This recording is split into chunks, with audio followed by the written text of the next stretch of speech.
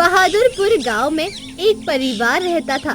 सुमित्रा देवी अपने इकलौते बेटे रवि की शादी सुशीला नाम की एक सुंदर लड़की से करवा देती है। सुशीला देखने में बहुत सुंदर थी और संस्कारी भी थी। शादी के कुछ दिन बाद, ये लो सुबह हो गई, सूरज सर पर आ गया, लेकिन महारानी अभी तक नहीं उठी। बहू उठ जाओ, देखो सूरज सिर पर चढ़ गया, कुछ काम काज में हाथ बटा लो। माँ जी, अभी तो सुबह ही हुई है, 5 मिनट और सोने दीजिए। 5 मिनट? अरे ये 5 मिनट तो तुम्हारे लिए घंटों के बराबर हो जाते हैं। चलो उठो। सुशीला बिस्तर से उठकर धीमी चाल चलते हुए रसोई में जाती है और चाय बनाने लगती है। अरे बहू, बिना नहाए रसोई में नहीं जाते। माँ जी, बिना चाय पिए मेरी सुबह नहीं होती। एक काम करिए, आप ही चाय बना दीजिए ना। तुझे कुछ बोलना ही बेकार है, जा बना ले चाय। सुशीला सबके लिए चाय बनाती है और प्याली में छान कर रवि और सुमित्रा को देने जाती है। जैसे ही रवि एक घूंट पीता है, सुशीला, ये कैसी चाय बनाई है? इसमें चीनी नहीं है। हाँ तो क्या हुआ, मैंने तुम्हारे लिए चाय बनाई। अब मैं बहुत थक गई हूँ, जाओ रसोई से चीनी ले लो। रुक बेटा, मैं देती हूँ। सुमित्रा रसोई में आती है और चीनी लेकर रवि को दे देती है। बहू, आज दोपहर का खाना तुम बना लो, मुझे बाहर जाना है। माँ जी, आज मेरा मन नहीं है, कल बना लूंगी। मन नहीं है? खाना बनाना कोई मन का काम होता है क्या?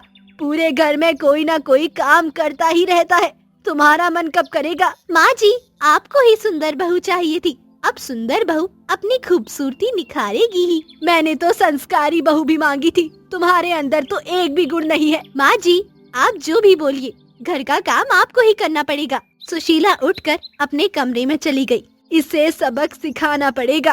अगले दिन सुमित्रा तैयार हो रही थी, तभी सुशीला वहाँ आती है। आप कहीं जा रही हो?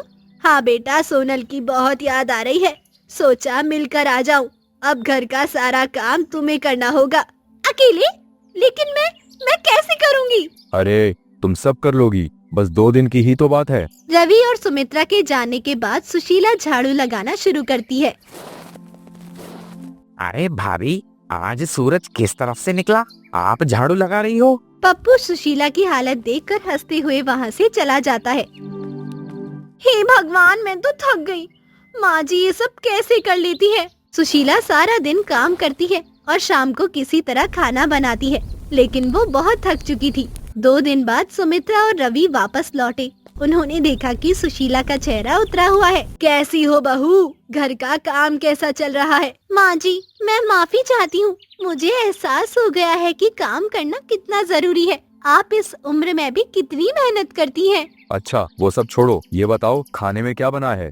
खाने में पालक पनीर, जलेबी, छोले भटूरे, पनीर की सब्जी, पास्ता सब बनाया है। वाओ, तुमने खाने में इतना सब बनाया है? नहीं, ये सब मेरा खाने का मन है। खाने में खिचड़ी बनी है। सुशीला की बात सुनकर सब हंसने लगते हैं।